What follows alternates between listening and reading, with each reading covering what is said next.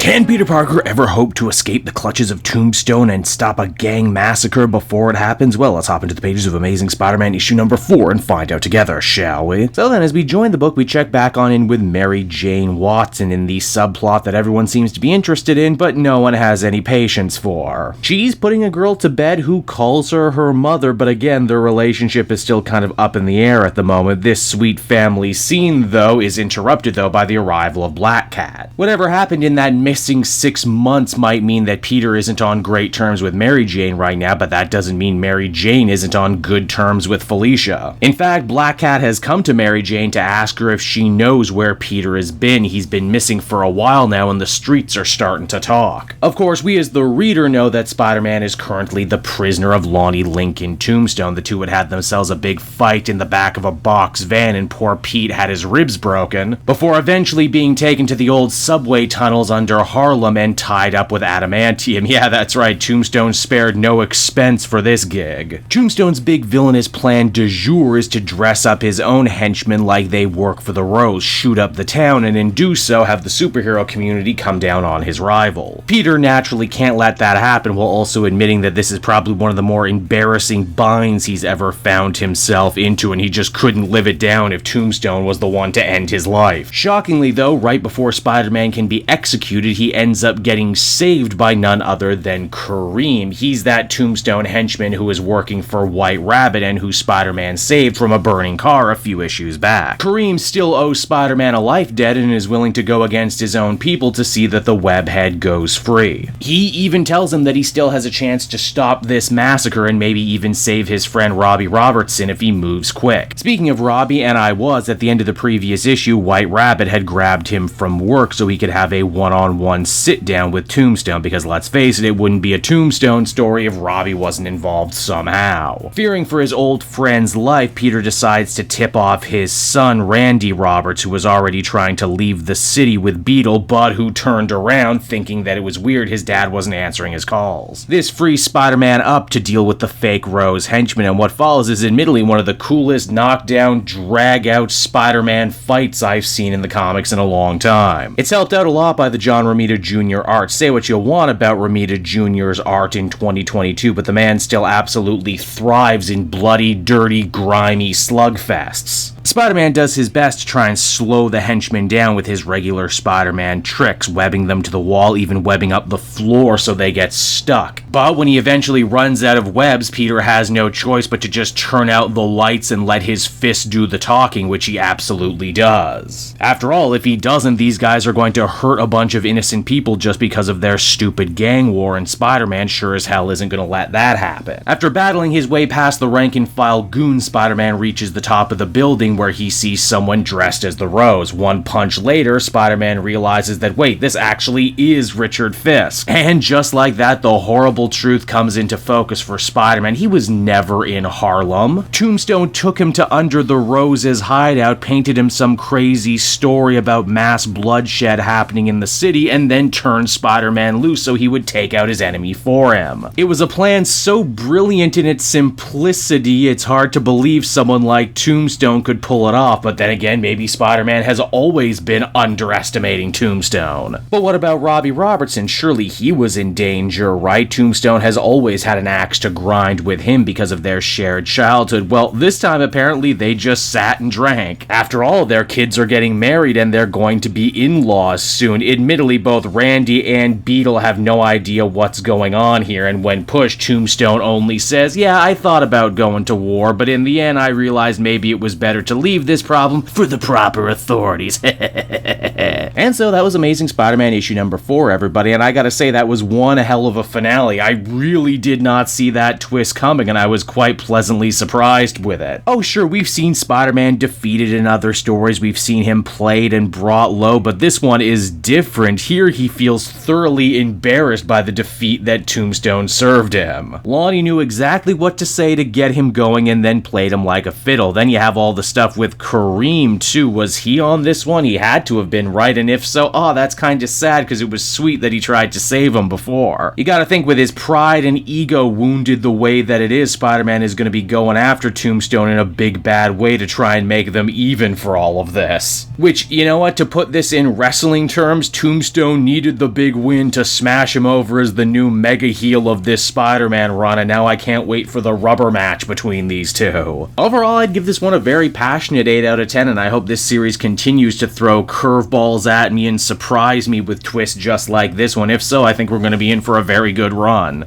Hey there everyone, Kate Joel again, and I just want to thank you so much for watching to the end of the video. It means a lot to me. And hey, if you enjoyed the book I covered in this issue and want some comics of your own, might I recommend Book Depository? It's my #1 place for shopping for comic book trades. You get a great price, and if you use my link down in the description, you'll actually be helping me out at the same time. You get something, I get something, everybody wins, right? So until next time everyone, I've been Joel, and I will see you in the next video. Bye-bye.